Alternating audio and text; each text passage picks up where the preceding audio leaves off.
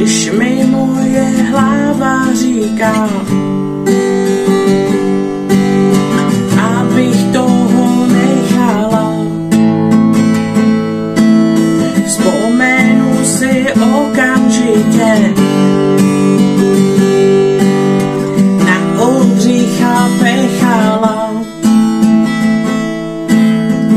Ten, co roztrh jejich pouta, byl se hlava nehlava. Mučili ho a trápili,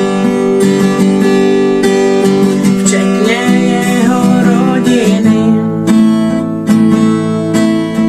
Nikdy ovšem nepromluvil, byl věrný svojí vizi.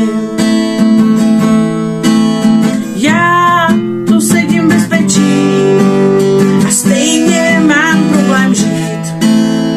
Já tu sedím v bezpečí a stejně mám problém žít. Nevzdal se, i když to bylo všechno total v prdeli. Zavřeli ho do kazajky, báli se jeho síly, k posteli ho přivázali,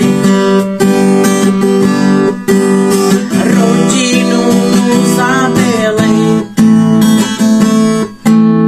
Proto zpívám jeho příběh, abyste ho poznali. Nesmí